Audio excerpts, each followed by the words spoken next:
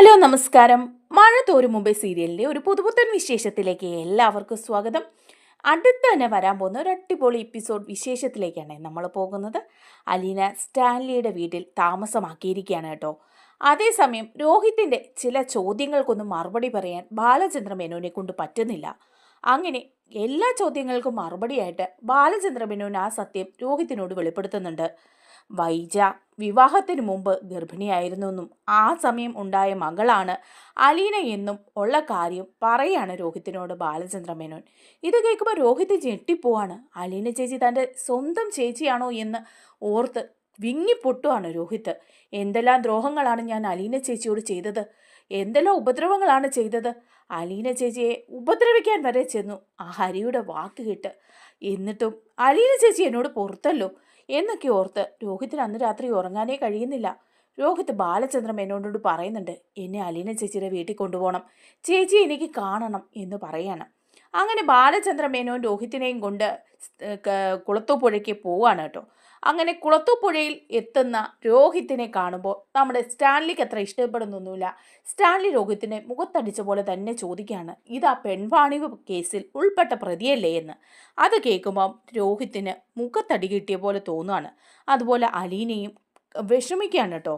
അതിനുശേഷം അലീനയാണെങ്കിൽ സ്റ്റാൻലിയോട് പറയുന്നുണ്ട്, രോഹിത്ത് എൻ്റെ ജീവനാണ്, അവനെ എനിക്ക് ഒഴിവാക്കാൻ പറ്റില്ല, അവൻ എൻ്റെ സഹോദരനാണ്, അവൻ എന്നെ കാണാൻ ഇവിടെ വരും, പാപ്പ അവനോട് പെരുമാറിയ രീതി ശരിയായില്ല എന്ന് പറയാണ് കേട്ടോ. ആ ഒരു വിശേഷങ്ങളിലേക്കാണ് നമ്മൾ പോകുന്നത്. നമ്മുടെ വീഡിയോ ഇഷ്ടമായാലൊന്ന് ലൈക്ക് ചെയ്യണേ, ഹൈപ്പ് ചെയ്യണേ, ചാനൽ കൂടി ഒന്ന് സബ്സ്ക്രൈബ് ചെയ്ത് സപ്പോർട്ട് ചെയ്യണേ. അങ്ങനെ രോഹിത്തിന് അന്ന് രാത്രിയിൽ കിടന്നുറങ്ങാനേ പറ്റുന്നില്ല. അങ്ങനെ രോഹിത്ത് ബാലചന്ദ്ര മേനോനോട് പറയുകയാണ്, രാവിലെ തന്നെ എണീറ്റ് വന്നിട്ട് പാപ്പ എന്ന് വിളിക്കുകയാണ്. അപ്പോൾ ബാലചന്ദ്ര മേനോൻ ചോദിക്കുന്നുണ്ട്, എന്താ രോഹിത്തെ, നിനക്കെന്ത് പറ്റി? നിന്റെ കൺപോളകളൊക്കെ വീങ്ങി തൊടുത്തിരിക്കുന്നു, നീ ഇന്നലെ രാത്രിയിൽ ഒരുപാട് കരഞ്ഞോ, അതോ നീ ഉറങ്ങിയില്ലേ എന്ന് ചോദിക്കുക. അപ്പോൾ ഉടനെ രോഹിത്ത് പറയാം, അത് അച്ഛാ, എനിക്ക് ഉറങ്ങാൻ പറ്റിയില്ല, ഇന്നലെ രാത്രിയിൽ ഞാൻ ഒരുപോലെ കണ്ണടച്ചിട്ടില്ല, ഞാൻ അലീന ചേച്ചിയോട് ചെയ്ത ദ്രോഹങ്ങളൊക്കെ ആലോചിച്ചിട്ട് എനിക്ക് ഉറങ്ങാനേ പറ്റിയില്ല എന്ന് പറയാണ്. അപ്പോൾ ബാലചന്ദ്ര മേനോൻ പറയുന്നുണ്ട്, അത് സാരില്ല, അതൊക്കെ കഴിഞ്ഞ കാര്യമല്ലേ, അലീന നിന്നെ അങ്ങനെയൊന്നും കണ്ടിട്ടേയില്ല, നിന്നെ സ്വന്തം കുഞ്ഞനുജനെ പോലെയാണ് അവൾ കണ്ടിരിക്കുന്നത്, അതുകൊണ്ട് നീ അതൊന്നും ഓർത്ത് വിഷമിക്കേണ്ട മോനെ എന്ന് പറയുക. അപ്പോൾ രോഹിത് പറയുന്നുണ്ട്, അച്ഛാ ഞാനൊരു കാര്യം ചോദിക്കട്ടെ, എനിക്കൊന്ന് അലീന ചേച്ചിയെ കാണണം, എനിക്കിപ്പോൾ തന്നെ അലീന ചേച്ചിയെ ഒന്ന് കാണണം, അലീന ചേച്ചിയുടെ വീട്ടിൽ എന്നെ ഒന്ന് കൊണ്ടുപോവോ? അപ്പോഴേക്കും ബാലചന്ദ്ര മേനോൻ പറയുന്നുണ്ട്, അതെ കൊണ്ടുപോകാം, നീ വിഷമിക്കേണ്ട, ഇന്ന് വേണ്ട, നാളെ കൊണ്ടുപോകാമെന്ന് പറയാണ്. അങ്ങനെ രോഹിത്തിന് ഭയങ്കര വിഷമമൊക്കെ ആകാണ്. രോഹിത്താണെങ്കിൽ കണ്ണൊക്കെ തൂത്ത് തുടച്ച് റൂമിലേക്ക് പോകുന്നുമുണ്ട്. അങ്ങനെ പിറ്റേ ദിവസം രാവിലെ തന്നെ അലീനെ കാണാൻ പോകാൻ വേണ്ടി തയ്യാറായി നിൽക്കുകയാണ് കേട്ടോ രോഹിത്ത്. അതേസമയം അലീന അങ്ങ് കുളത്തുപുഴയിലാണ്. അവിടെ ഔതക്കുട്ടിച്ചായനുമായിട്ട് നല്ല സൗഹൃദത്തിലാണ് അലീന. അലീനയും ഔതക്കുട്ടിച്ചായനും കൂടെ പൂന്തോട്ടത്തിലൂടെയെല്ലാം നടക്കുകയാണ്. ഔതക്കുട്ടിച്ചായൻ പറയുന്നുണ്ട്, ഈ ചെടികൾക്കൊക്കെ നല്ല വാട്ടമുണ്ട്, നന്നായിട്ട് വെള്ളം ഒഴിക്കാത്തതിൻ്റെയാ, അല്ല ഇതൊക്കെ ആര് ശ്രദ്ധിക്കാനാ, ആ ആൻ്റപ്പന് ഇതിനൊന്നും ഒരു നേരവും ഇല്ല, അവനോട് പറയുന്നതും പറയാത്തതും എല്ലാം ഒരുപോലെയാ. അപ്പോൾ അലീന പറയാണ്, ഇവിടെ ഒരുപാട് ജോലിയുണ്ടല്ലോ വല്യപ്പച്ച, ഒരുപാട് ജോലിക്കാരുണ്ട്, എന്നിട്ട് അവരാരും ഇതൊന്നും ശ്രദ്ധിക്കുന്നില്ലേ, അവർക്കൊക്കെ ചെയ്യാവുന്ന ജോലിയെ ഈ വീട്ടിലുള്ളൂ എന്നാണ് എനിക്ക് തോന്നുന്നേ. അപ്പോൾ ഔതക്കുട്ടിച്ചായൻ പറയും, എല്ലാം ഒരു വകയാണെന്നേ, സ്റ്റാൻലി എന്തെങ്കിലും മുഖം കറുപ്പിച്ച് പറഞ്ഞാൽ മാത്രമേ അവരനുസരിക്കുള്ളൂ എന്ന് പറയാം. അപ്പോൾ അലീന പറയുന്നുണ്ട്, അതൊന്നും അങ്ങനെ ആയാൽ പറ്റില്ലല്ലോ വല്യപ്പച്ച, എല്ലാത്തിനും ഒരു നിയന്ത്രണമൊക്കെ വേണ്ടേ എന്ന് പറയാം. എന്നിട്ട് ഔതക്കുട്ടിച്ചായൻ ആ സമയത്ത് ഓസ് എടുത്ത് ചെടികളൊക്കെ ഇങ്ങനെ നനച്ചുകൊണ്ട് നിൽക്കുകയാണ്. പട്ടികളൊക്കെ പുറകെയൊക്കെ നടക്കുന്നുണ്ട്. അലീനയാണെങ്കിൽ ഒപ്പം നടന്ന് പട്ടികളെ ശാസിക്കുകയും അനുസരണ പഠിപ്പിക്കുകയും ഒക്കെ ചെയ്യുന്നുണ്ട്. അങ്ങനെ കഥകളൊക്കെ സംസാരിച്ച് അവരിങ്ങനെ നടക്കുന്ന സമയത്താണ് വാതിക്കൽ ഒരു കാർ വന്ന് നിൽക്കുന്നത് കാണുന്നത്. കാർ വന്ന് നിൽക്കുന്ന കാണുമ്പോഴേ അലീന നോക്കുകയാണ്. അലീന നോക്കുമ്പം അത് അച്ഛൻ്റെ കാറാണല്ലോ എന്ന് പറയാണ്. അപ്പോഴേക്കും കാറിൻ്റെ ഡോറ് തുറന്ന് അങ്ങോട്ട് ഇറങ്ങുകയാണ് ബാലചന്ദ്ര മേനോൻ. ആ സമയം നായ്ക്കൾ കുരച്ചുകൊണ്ട് അങ്ങോട്ട് ഓടിച്ചെല്ലുകയാണ്. അപ്പോൾ അലീന നായ്ക്കളെ ഒതുക്കി നിർത്തുന്നുണ്ട്. അപ്പോഴേക്കും ഔതക്കുട്ടിച്ചായൻ അലീനയോട് പറയാണ്, ഇയാൾ മിനിഞ്ഞാന്നിങ്ങ് വന്നിട്ട് പോയതല്ലേ ഉള്ളൂ, പിന്നെ എന്താ ഇപ്പം വന്നത്, എപ്പോഴും ഇങ്ങനെ വരുന്നത് ലാലിച്ചനത്ര ഇഷ്ടപ്പെടുമെന്നൊന്നും തോന്നുന്നില്ല. അപ്പോൾ അലീന പറയാം, അതെൻ്റെ അച്ഛനല്ലേ, എന്നെ കാണാൻ വേണ്ടി വന്നതായിരിക്കും, അതെന്താ വല്യപ്പച്ച അങ്ങനെ പറഞ്ഞത്, അല്ല ഞാൻ പറഞ്ഞേ ഉള്ളൂ എന്ന് പറയാണ്. അപ്പോൾ സൂക്ഷിച്ചു നോക്കുമ്പം കാറിൻ്റെ ഡോറ് തുറന്ന് ഒരാൾ കൂടി പുറത്തേക്ക് ഇറങ്ങാണ്. അത് രോഹിത്താണ് കേട്ടോ. അപ്പോഴേക്കും അലീന ഓടിച്ചെല്ലാണ്. അലീന ഓടിച്ചെല്ലുമ്പം ആ അച്ഛാ എന്താ അച്ഛാ വന്നത് ഇത്ര പെട്ടെന്ന്? ആ രോഹിത്തും ഉണ്ടല്ലോ, രോഹിത്തേ എന്നൊക്കെ പറഞ്ഞ് വിളിക്കുകയാണ്. പക്ഷെ രോഹിത്തിൻ്റെ മുഖം വല്ലാതെ അങ്ങ് വിഷമിച്ചിരിക്കുകയാണ്. വാ രണ്ടുപേരും അകത്തേക്ക് വാ എന്ന് പറഞ്ഞ് വിളിച്ച് അകത്തേക്ക് കയറ്റിക്കൊണ്ട് പോവുകയാണ് അലീന അവരെ രണ്ടുപേരെയും. കുട്ടിച്ചായനാണെങ്കിൽ അതൊക്കെ നോക്കി ഇങ്ങനെ നിൽക്കുന്നുണ്ട്. അങ്ങനെ അകത്ത് ചെന്ന് കഴിയുമ്പം എന്താ രോഹിത്തെ, എന്താ മോനെ നിന്റെ മുഖമൊക്കെ വല്ലാതെ ഇരിക്കുന്നേ, നിനക്കിത് എന്തു പറ്റി എന്നൊക്കെ ചോദിക്കുമ്പം ഓയ് ഒന്നുമില്ല എന്ന് പറയാണ്. അപ്പോൾ ബാലചന്ദ്രമേനോൻ പറയുന്നുണ്ട്, അതേ ദേ ഇവന് നിന്നെ ഒന്ന് കാണണമെന്ന് പറഞ്ഞു, അതുകൊണ്ടാണ് ഇപ്പം ധൃതി പിടിച്ച് ഇവനെയും കൂട്ടി ഞാൻ ഇങ്ങോട്ട് വന്നത് എന്ന് പറയാണ്. അലീന പറയുന്നുണ്ട്, ആഹാ അത്രയ്ക്ക് നിനക്കെന്നെ കാണാൻ ആഗ്രഹം തോന്നിയോ, വാ മോനെ അകത്തേക്ക് എന്ന് പറഞ്ഞ് രോഹിത്തിനെ വിളിച്ച് അകത്തേക്ക് കൊണ്ടുപോവാണ്. അതേസമയം ഔതക്കുട്ടി ചായൻ ചോദിക്കുന്നുണ്ട് ബാലചന്ദ്ര മേനോനോട് വിശേഷങ്ങളൊക്കെ. അങ്ങനെ ഔതക്കുട്ടി ചായനും ബാലചന്ദ്ര മേനോനും കൂടി അവിടെ ഇരുന്ന് സംസാരിക്കുകയാണ്. രോഹിത്തും അലീനയും കൂടി അകത്തോട്ട് കയറി പോവാണ് കേട്ടോ. അപ്പോൾ രോഹിത്ത് അലീനയുടെ അടുത്ത് കണ്ണ് നിറഞ്ഞിങ്ങനെ നിൽക്കുന്നതാണ്. അലീന ചോദിക്കുന്നുണ്ട്, എന്താ മോനെ എന്ത് പറ്റി നിനക്ക്, നിന്റെ മുഖമൊക്കെ എന്താ വാടിയിരിക്കുന്നേ, അല്ല എന്താന്ന് പറ എന്ന് പറയാണ്. അപ്പോൾ കൈ കുപ്പിക്കൊണ്ട് രോഹിത്ത് പറയാ, അലീന ചേച്ചി എൻ്റെ സ്വന്തം ചേച്ചിയായിരുന്നല്ലേ, അലീന ചേച്ചിയോട് ഞാൻ എന്തെല്ലാം ദ്രോഹങ്ങളാണ് ചെയ്തത്, അലീന ചേച്ചിയെ ഉപദ്രവിക്കാനും എന്തെല്ലാം കാര്യങ്ങളാണ് ഞാൻ ചെയ്തത്. എനിക്ക് ഇപ്പം എന്നോട് തന്നെ ദേഷ്യം തോന്നും അലീന ചേച്ചി എന്നോട് ക്ഷമിക്കണം. സ്വന്തം ചേച്ചിയോട് ഞാൻ ചെയ്ത തെറ്റുകൾ ഓർക്കുമ്പം എനിക്ക് തന്നെ ജീവിക്കണമെന്നില്ല എന്നൊക്കെ പറഞ്ഞ് അലീനയുടെ കാലിലേക്ക് വീഴാണ് രോഹിത്തെ. അപ്പോൾ അലീന ഞെട്ടിപ്പോവാണ്. രോഹിത്ത് സത്യങ്ങളെല്ലാം അറിഞ്ഞെന്ന് അലീനയ്ക്കപ്പം മനസ്സിലാകാണ്. ഇവൻ എല്ലാ കാര്യങ്ങളും അറിഞ്ഞിട്ടുണ്ടല്ലോ, ഇനിയിപ്പം ഞാനൊന്നും മറച്ചു വെക്കേണ്ട കാര്യമില്ല. അലീന രോഹിത്തിനെ താങ്ങി പിടിച്ച് എണീപ്പിക്കുന്നുണ്ട്. എന്നിട്ട് പറയാണ്, മോനെ നീ എന്തിനാ വിഷമിക്കുന്നത്, നീ ഇപ്പം എന്താ ഇതൊക്കെ പറയുന്നത്, നീ അന്ന് എന്നെ ഉപദ്രവിക്കുകയും ദ്രോഹിക്കുകയൊക്കെ ചെയ്തെങ്കിൽ അതൊക്കെ നിന്റെ അറിവില്ലായ്മ കൊണ്ടല്ലേ, അതൊക്കെ അലീന ചേച്ചി അന്നേ ക്ഷമിച്ചതല്ലേ, അലീന ചേച്ചിക്ക് ക്ഷമിക്കാൻ പറ്റുമോ, ഞാനും ബബിതയൊക്കെ അലീന ചേച്ചിയോട് എന്തെല്ലാം ദ്രോഹം ചെയ്തു, ഞങ്ങളുടെ സ്വന്തം ചേച്ചിയല്ലേ എന്ന് പറയാണ്. അപ്പം അലീന പറയാണ്, അതെ സ്വന്തം ചേച്ചിയാണ്, ഇത്രയും നാളും ഇതൊക്കെ നിങ്ങളുടെ വീട്ടിൽ വന്ന ഒരു വേലക്കാരിയല്ലായിരുന്നോ ഞാൻ, എന്നിട്ടും ഞാൻ നിങ്ങളോട് ക്ഷമിച്ചില്ലേ, എനിക്കറിയായിരുന്നു എൻ്റെ സഹോദരങ്ങളല്ലേ നിങ്ങൾ, ഞാൻ ക്ഷമിക്കാതിരിക്കും മോനെ എന്നൊക്കെ പറഞ്ഞ് രോഹിത്തിനെ ചേർത്ത് നിർത്തുകയാണ്. രോഹിത്ത് വീണ്ടും പറയുന്നുണ്ട്, അലീന ചേച്ചി അത്രയും നാളും അവിടെ വന്നപ്പം എനിക്കൊരു സഹോദരിയുടെ സ്നേഹം തന്ന ഒരാളായിട്ട് മാത്രമേ കണ്ടുള്ളൂ, സ്വന്തം അമ്മയുടെ വയറ്റിൽ പിറന്ന സ്വന്തം സഹോദരിയാണെന്ന് എനിക്കറിയില്ലായിരുന്നു. എനിക്കിപ്പോൾ എന്നോട് തന്നെ ലജ്ജ തോന്നുക, എന്തെല്ലാം ദ്രോഹങ്ങൾ ചെയ്തു, ചേച്ചി എന്നോട് ക്ഷമിക്കണം എന്ന് പറയണം. അപ്പോൾ അവൾ രോഹിത്തിനെ ചേർത്ത് നിർത്തുകയാണ് അലീന.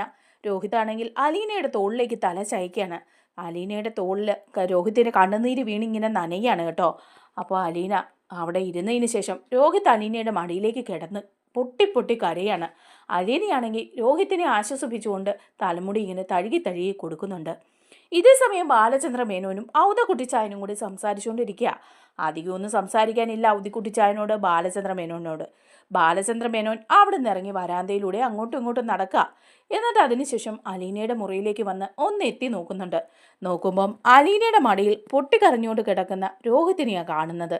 അപ്പോഴേക്കും പെട്ടെന്ന് ബാലചന്ദ്ര മേനോൻ അവിടെ നിന്ന് മാറുകയാണ്. ബാലചന്ദ്ര മേനോൻ മനസ്സിൽ വിചാരിക്കുന്നുണ്ട്, ഞാൻ എന്തിനാ ഇപ്പോൾ ഇവിടെ വന്ന് ഇവരെ ശല്യപ്പെടുത്തുന്നത്. അവർ സന്തോഷിക്കുകയാണ്. അവരുടെ മനസ്സിൽ എല്ലാ സത്യങ്ങളും തിരിച്ചറിഞ്ഞു. ഇനിയിപ്പം ഒരു സ്വർഗത്തിലെ കട്ടൂറുമായിട്ട് ഞാനിവിടെ നിൽക്കേണ്ട കാര്യമൊന്നുമില്ല എന്നൊക്കെ വിചാരിച്ചങ്ങ് മാറി നിൽക്കുകയാണ്. അലീന രോഹിത്തിനെ ആശ്വസിപ്പിച്ച് പിടിച്ചെണീപ്പിച്ച് കൊണ്ടുവരികയാണ് കേട്ടോ.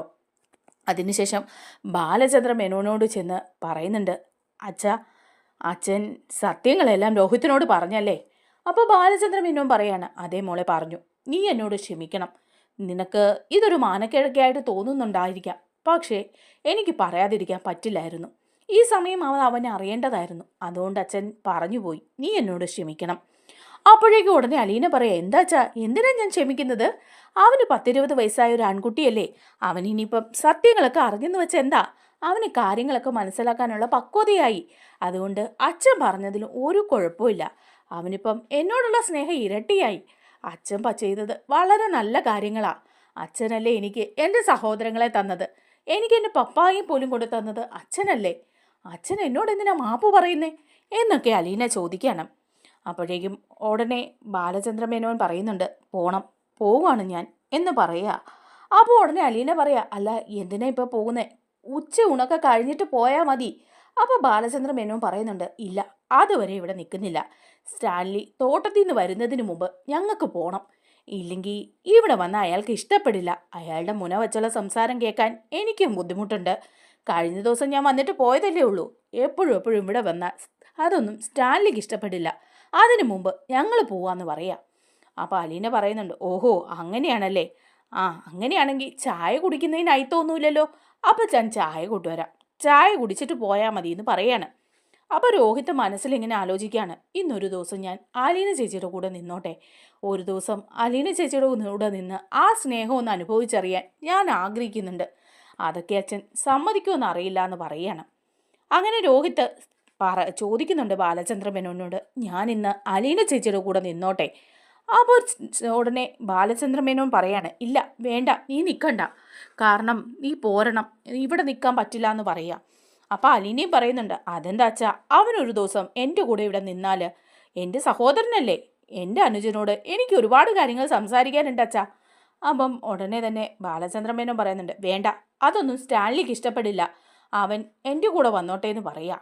അപ്പോൾ അലീന പറയുന്നുണ്ട്, ഇല്ല അച്ഛാ, അവനൊരു ദിവസം ഇവിടെ നിൽക്കട്ടെ, അച്ഛൻ പോയിട്ട് അടുത്ത ദിവസം വന്നാൽ മതി അവനെ കൊണ്ടുപോകാൻ എന്ന് പറയുക. അവസാനം ബാലചന്ദ്ര മേനോൻ സമ്മതിക്കുകയാണ് കേട്ടോ. രോഹിത്തിനോട് പറയുന്നുണ്ട്, ഇന്നൊരു ദിവസം ഇവിടെ നിന്നോളൂ എന്ന് പറഞ്ഞിട്ട് ബാലചന്ദ്ര മേനോൻ അവിടെ നിന്ന് പോവാണ്.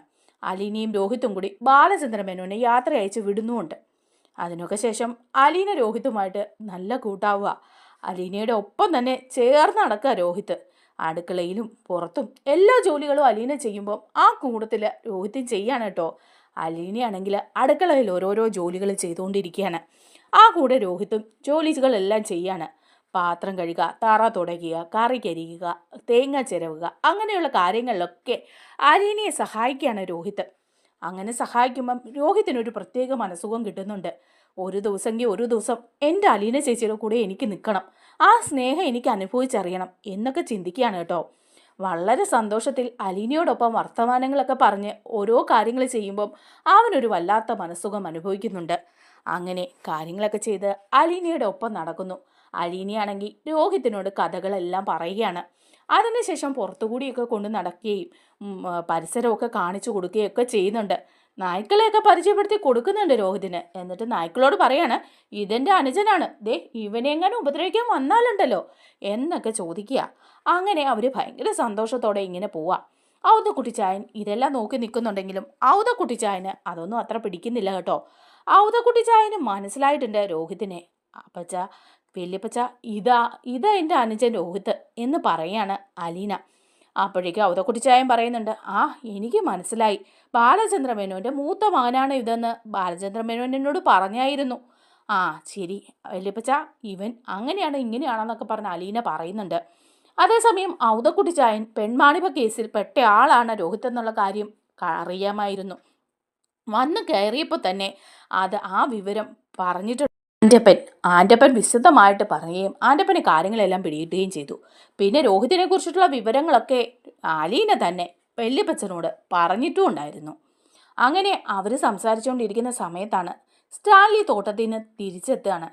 സ്റ്റാൻലി തോട്ടത്തിൽ നിന്ന് തിരിച്ചെത്തുമ്പം തന്നെ സ്റ്റാൻലിയോട് ആൻ്റപ്പൻ പറയുന്നുണ്ട്, ആ പാലാക്കാരൻ മേനോൻ വന്നിട്ടുണ്ടായിരുന്നു കേട്ടോ. അപ്പോൾ സ്റ്റാൻലിക്ക് അതത്ര ഇഷ്ടപ്പെടുന്നില്ല. അപ്പോൾ സ്റ്റാൻലി ചോദിക്കുക, എന്തിനാ അയാൾ വന്നത്? മിനിഞ്ഞാന്നല്ലേ അയാൾ വന്നിട്ട് പോയത്, എന്താ ഇപ്പം അത്യാവശ്യം?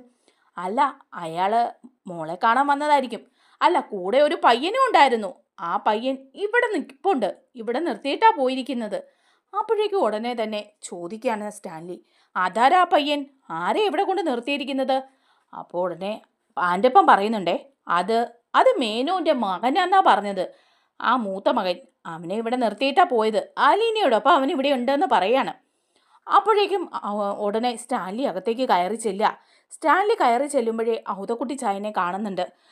ഔതക്കുട്ടിച്ചായനോട് ചോദിക്കുകയാണ്, അപ്പച്ച, ആ മേനോൻ വന്നിട്ടുണ്ടായിരുന്നല്ലേ, എന്തിനാ ഇപ്പം അയാൾ വന്നത്? കഴിഞ്ഞ ദിവസം അങ്ങ് പോയതല്ലേ ഉള്ളൂ എന്ന് പറയാണ്. അപ്പോഴേക്കും ഔതക്കുട്ടിച്ചായൻ പറയുന്നുണ്ട്, അലീനയെ കാണാൻ വന്നതായിരിക്കും, കൂടെ മേനോൻ്റെ മൂത്ത മകനും ഉണ്ട്. ആ പെൺവാണിഭ കേസിലൊക്കെ പെട്ട ആ പയ്യനില്ലേ, അവൻ അലീനയുടെ കൂടെ അകത്തുണ്ട് എന്ന് പറയാണ്. അപ്പോൾ സ്റ്റാൻലി ചോദിക്കുന്നുണ്ട്, അതെന്തിനാ അവനെ ഇവിടെ നിർത്തിയിട്ട് പോയത്? അവനെ കൂടി കൊണ്ടുപോകേണ്ടതല്ലായിരുന്നു മേനോൻ? അതൊന്നും അറിയില്ല, അവൻ അവളുടെ കൂടെ നിൽക്കണമെന്ന് പറഞ്ഞിട്ടുണ്ടാവും, അതുകൊണ്ടായിരിക്കും നിർത്തിയിട്ട് പോയത് എന്ന് പറയാൻ ഔതക്കുട്ടിച്ചായൻ. അപ്പോഴേക്കും സ്റ്റാൻലിക്ക് അത്ര അതങ്ങ് ഇഷ്ടപ്പെടുന്നില്ല. സ്റ്റാൻലി പറയാ, വല്യപ്പച്ച, അവനിവിടെ എന്തിനാ നിൽക്കുന്നത്? 10-20 വയസ്സായ പയ്യനല്ലേ, അവൻ അറിയില്ലല്ലോ അലീന അവൻ്റെ സഹോദരിയാണെന്ന്. അങ്ങനെയുള്ളപ്പം അവൻ ഇവിടെ വന്ന് നിൽക്കുകയും അവളോടൊപ്പം സഹവസിക്കുകയും ചെയ്യുന്നൊക്കെ അത്ര പന്തിയാണെന്ന് തോന്നുന്നുണ്ടോ? അപ്പോഴേക്കും അവതക്കുട്ടിച്ചായൻ പറയുന്നുണ്ട്, അതൊന്നും എനിക്കറിയില്ല, പക്ഷെ അവൻ വന്നപ്പോൾ തൊട്ട് അലീനയുടെ കൂടിയാ, രണ്ടുപേരും നല്ല സ്നേഹത്തിലുവാ. ഓ, ഇതങ്ങനെ ശരിയാവുമൊന്നുമില്ല, അവനെ ഇന്ന് തന്നെ ഇവിടുന്ന് പറഞ്ഞു വിടണമല്ലോ എന്ന് വിചാരിക്കുകയാണ് സ്റ്റാൻലി. അങ്ങനെ സ്റ്റാൻലി അങ്ങോട്ട് ചെല്ലുന്ന സമയത്ത് സ്റ്റാൻലിയുടെ റൂമിലേക്ക് അലീന കൊണ്ടുപോവുകയാണ് കേട്ടോ രോഹിത്തിനെ. സ്റ്റാൻലിക്കാണെങ്കിൽ ഒട്ടും തന്നെ ഇഷ്ടപ്പെടുന്നില്ല. ആൻ്റപ്പനോട് പറയുന്നുണ്ട്, അവനെ എങ്ങനെയെങ്കിലും പറഞ്ഞു വിടണം, അതാണ് ചെയ്യേണ്ടത് എന്ന് പറയാ. അതേസമയം കുപ്പി എടുത്തു വെച്ചിട്ട് മദ്യം പകർന്ന് ഒഴിക്കുകയാണ്. ഒഴിച്ച് ഒരു പെഗ് കഴിച്ചു കഴിയുമ്പം അവിടെ വയ്ക്കുകയാണ് സ്റ്റാൻലി. അപ്പോഴേക്കുമാണ് അലീന രോഹിത്തിനെയും കൂട്ടി പപ്പായെ കാണാൻ ചെല്ലുന്നത്. വലിയ സന്തോഷത്തിലാണ് കേട്ടോ അലീന രോഹിത്തിനെ കൂട്ടി ചെല്ലുന്നത്. രോഹിത്ത് നല്ല സന്തോഷത്തിൽ തന്നെയാണ്. അപ്പോഴേക്കും അവിടെ ചെല്ലുമ്പം മദ്യപിച്ചുകൊണ്ടിരിക്കുന്ന സ്റ്റാൻലിയുടെ അടുത്തേക്കാണ് കൊണ്ടുചെല്ലുന്നത്. സ്റ്റാൻലിയോട് പറയുന്നുണ്ട്, പപ്പ ഇത് കണ്ടോ, ഇതെൻ്റെ അനുജനാ രോഹിത്ത്, മനസ്സിലായോ എന്ന് പറയാണ്. അപ്പോഴേക്കും ഉടനെ തന്നെ സ്റ്റാൻലി മുഖത്തേക്കൊന്നും നോക്കുന്നില്ല രോഹിത്തിൻ്റെ. എന്നിട്ട് പറയുന്നുണ്ട്, മനസ്സിലായി. അതെന്താ ഇവൻ തിരിച്ചു പോകാതിരുന്നത്? മേനോൻ തിരിച്ചു പോയല്ലോ, അതെന്താ ഇവനിവിടെ നിൽക്കുന്നത് എന്ന് ചോദിക്കാണ് എടുത്തടിച്ച പോലെ. അപ്പം അലീന പറയാം, അതെൻ്റെ പപ്പ, അവൻ ഇവിടെ നിൽക്കട്ടെ. അവൻ ഒരു ദിവസം അവൻ്റെ ചേച്ചിയായ എൻ്റെ കൂടെ നിൽക്കണമെന്ന് ആഗ്രഹം ഉണ്ടാവില്ലേ? അപ്പോഴേക്കും അവൻ വന്ന് നിൽക്കട്ടെ, അതെന്തിനാ ഇവിടെ നിൽക്കുന്നത് എന്ന് വീണ്ടും ചോദിക്കുക. അപ്പോൾ സ്റ്റാൻലി അനീല പറയാണ്, അതെ, എല്ലാവരും വേണ്ടേ, കടപ്പാട്ടൂരുകാരും കുളത്തൂപ്പുഴക്കാരും പുനലൂരുകാരും എല്ലാവരും വേണ്ടേ? അപ്പോൾ എല്ലാവരും ബന്ധുക്കളല്ലേ, എൻ്റെ സ്വന്തം സഹോദരനല്ലേ ഇവൻ ഇവിടെ നിൽക്കട്ടെ, അവൻ ഒരു ദിവസം എൻ്റെ കൂടെ നിന്നിട്ട് നാളെ എങ്ങോ പൊക്കോളും എന്ന് പറയുമ്പം അത് സ്റ്റാൻലിക്ക് ഒട്ടും ഇഷ്ടപ്പെടുന്നില്ല. സ്റ്റാൻലിയോട് പറയുന്നുണ്ട്, ഇവൻ്റെ പേര് രോഹിത് എന്നാ എന്ന് പറയുമ്പോൾ, ആ പേരൊന്നും എനിക്കറിയില്ല, പക്ഷേ ഇവൻ ആ പെൺവാണിഭ കേസിൽ പെട്ടവനല്ലേ, പത്രത്തിലും ടി വിയിലും ഒക്കെ ന്യൂസ് കണ്ടിരുന്നു, ഫോട്ടോയും കണ്ടിരുന്നു, പാലാക്കാരൻ ഒരു ബാലചന്ദ്ര മേനോൻ്റെ മകനാണ് എന്നുള്ള വിവരവും അറിയായിരുന്നു എന്ന് പറയാണ്. അത് കേട്ടപ്പോഴേ ആകെപ്പാടെ മുഖത്തടിച്ച പോലെ ആവുകയാണ് കേട്ടോ നമ്മുടെ രോഹിത്തിന് അത് സഹിക്കാനേ പറ്റുന്നില്ല. പരിചയപ്പെടാൻ വന്നപ്പോൾ തന്നെ എടുത്തടിച്ച പോലെ സ്റ്റാൻലി ദേഷ്യത്തോടു കൂടി ഇത് ചോദിക്കുമ്പം ആകെപ്പാടെ ഒരു ഞെട്ടലിൽ നിൽക്കുകയാണ് രോഹിത്തിൻ്റെ കണ്ണങ്ങ് നിറയാണ് ചെയ്യുന്നത്. അലീനയ്ക്കും അതൊരു വല്ലാത്ത വിഷമമാണ്. എന്നിട്ട് പറയുന്നുണ്ട്, അല്ല അലീന അപ്പം പറയാണ്, അത് പപ്പ, അത് ഇവനൊന്നും തെറ്റൊന്നും ചെയ്തിട്ടൊന്നുമില്ല, അതൊരു തെറ്റിദ്ധാരണയുടെ പുറത്ത് വന്നതല്ലേ, ആ പെൺകുട്ടി തന്നെ മൊഴി കൊടുത്തിട്ടുണ്ട് ഇവൻ ഉപദ്രവിച്ചിട്ടില്ല എന്ന്. അപ്പോഴേക്കും സ്റ്റാൻലി പറയാണ്, ഇവൻ ഉപദ്രവിച്ചിട്ടുണ്ടാവില്ല, പക്ഷേ എന്തായാലും ആ കേസിൽ പേര് ഉൾപ്പെട്ടവനല്ലേ, പത്രത്തിലും ടി വിയിലെല്ലാം ഫോട്ടോ സഹിതം ന്യൂസ് വന്നതല്ലേ, അതെല്ലാം ഞാൻ കണ്ടു എന്ന് സൂചിപ്പിച്ചെന്നേ ഉള്ളൂ എന്ന് പറയാണ്. അപ്പോൾ അത് കേൾക്കുമ്പം വല്ലാതാവുന്ന രോഹിത് ആ മുറിയിൽ നിന്ന് അങ്ങോട്ട് ഇറങ്ങിപ്പോവാണ് കരഞ്ഞുകൊണ്ട്. പുറത്തിറങ്ങുമ്പോഴേ രോഹിത്തിൻ്റെ കണ്ണ് നിറഞ്ഞിരിക്കുകയാണ്. അലീനയ്ക്ക് നല്ല വിഷമം തോന്നുകയാണ്. അലീന അത് കഴിയുമ്പോൾ സ്റ്റാൻലിയോട് പറയുന്നുണ്ട്, അതെ, ഇങ്ങനെ പറയണ്ടായിരുന്നു പപ്പ, എന്തിനാ രോഹിത്തിനോട് മുഖത്തു നോക്കി ഇങ്ങനെ പറഞ്ഞത്? അപ്പോഴേക്ക് സ്റ്റാൻലി പറയാ, വേണ്ട, അവൻ ഇവിടെ നിൽക്കേണ്ട കാര്യമില്ലല്ലോ, ഇപ്പം സമയം 3 മണിയല്ലേ ആയുള്ളൂ, ഇപ്പോൾ പോയാലും അവന് പാലായിൽ സന്ധ്യയ്ക്ക് മുമ്പ് ചെല്ലാവല്ലോ, പിന്നെ എന്തിനാ ഇനിയിപ്പം അവനെ നിർത്തുന്നത് ഒരു ദിവസം കൂടി? അപ്പം അലീന പറയാ, ഇതെൻ്റെ സഹോദരനാണ് നീ, അവൻ ഒരു ദിവസം കൂടി ഇവിടെ നിന്നെന്ന് വെച്ചാൽ ഒന്നും സംഭവിക്കില്ല. ഇങ്ങനെയൊക്കെ പറയാൻ തുടങ്ങിയാൽ എങ്ങനെയാ പാപ്പ എന്ന് പറയണം. വേണ്ട, ആ ബന്ധങ്ങളൊന്നും വേണ്ട നീ, നമ്മുടെ ജാതിയും മതവും ഒന്നും അല്ല, നമ്മുടെ കൾച്ചറും അല്ല, അങ്ങനെയുള്ളവരുമായിട്ട് ചേർന്ന് എന്തിനാ ഒരു ബന്ധുത്വം? അതൊക്കെ ഒഴിവാക്കേണ്ടേ അലീന എന്ന് ചോദിക്കുക. അപ്പോഴേക്ക് അലീന സ്റ്റാൻലിയോട് ഒരു ചോദ്യം ചോദിക്കുന്നുണ്ട്, എന്താ പപ്പ, അങ്ങനെയാണെങ്കിൽ പപ്പായും ഞാനും തമ്മിലുള്ള ഈ ബന്ധവും ഒഴിവാക്കേണ്ടതല്ലേ? ഇത്രയും വർഷം ഏതോ ഒരു അനാഥാലയത്തിലല്ലേ ഞാൻ ജീവിച്ചത്, ഇപ്പം ഞാൻ പപ്പായുടെ മോളായിട്ട് ഇവിടെ വന്നില്ലേ? ഇവിടെ വന്നെങ്കിലും പപ്പായുടെ സ്നേഹം മാത്രം ആഗ്രഹിച്ചാണ് ഞാനിവിടെ വന്നത്, അതും വേണ്ടെന്ന് വെച്ചാൽ എനിക്ക് പോകാമല്ലോ, എന്തിനാ ഇങ്ങനെ ഒരു ബന്ധം ഇനിയിപ്പോൾ തുടരുന്നത്? കഴിഞ്ഞ 23 വർഷം ഇല്ലാതിരുന്ന ഈ ബന്ധം വീണ്ടും കൂട്ടിച്ചേർക്കേണ്ട കാര്യമൊന്നുമില്ലല്ലോ പപ്പ. അതുപോലെയല്ലേ അവനും എൻ്റെ സഹോദരനല്ലേ, ഞങ്ങൾ രണ്ടുപേരും ഒരമ്മയുടെ വയറ്റിൽ ജനിച്ചവരല്ലേ, എനിക്ക് അവനെ ഒഴിവാക്കാൻ പറ്റുമോ? പപ്പയോടുള്ളതുപോലെ തന്നെയുള്ള ബന്ധം എനിക്ക് അവനോടും ഇല്ലേ? അവനോടും എന്നെ സ്നേഹിക്കണ്ടേ? ഒരിക്കലും പപ്പ അവനെ ആ വിധത്തിൽ പറഞ്ഞത് ഒട്ടും ശരിയായില്ല, വളരെ മോശമായി പപ്പ അങ്ങനെ പറഞ്ഞത് എന്ന് പറഞ്ഞ് അലീന മുഖത്ത് നോക്കി പറഞ്ഞിട്ട് ഇങ്ങനെ നിൽക്കുകയാണ്. ഇനി ഞാൻ പൊയ്ക്കോട്ടെ പപ്പ എന്ന് ചോദിക്കുകയാണ്. അപ്പോൾ സ്റ്റാൻലി തലയാട്ടാണ്. സ്റ്റാൻലിക്ക് മനസ്സിലാകാണ് രോഹിത്തിനെ പറഞ്ഞത് അലീനയ്ക്ക് ഒട്ടും ഇഷ്ടമായില്ല എന്ന്. സ്റ്റാൻലി ഇങ്ങനെ മുകളിലേക്ക് നോക്കി ഇങ്ങനെ ഇരിക്കുന്നുണ്ട്. അലീന പുറത്തേക്ക് ഇറങ്ങുമ്പം കരഞ്ഞുകൊണ്ട് നിൽക്കുന്ന രോഹിത്തിനെയാണ് കാണുന്നത്. അപ്പോൾ അലീനയ്ക്ക് ഭയങ്കര വിഷമമാവാണ്. അലീന ചെന്ന് രോഹിത്തിനെ ആശ്വസിപ്പിക്കുന്നുണ്ട്. മോനെ നീ കരയണ്ട. പപ്പ എങ്ങനെയാ എല്ലാവരോടും ദേഷ്യപ്പെടും. ഇപ്പം നീ കണ്ടില്ലേ ആൻ്റപ്പ ചേട്ടനോട് പറയുന്നത് സോഡയ്ക്ക് തണുപ്പ് പോരുന്ന്.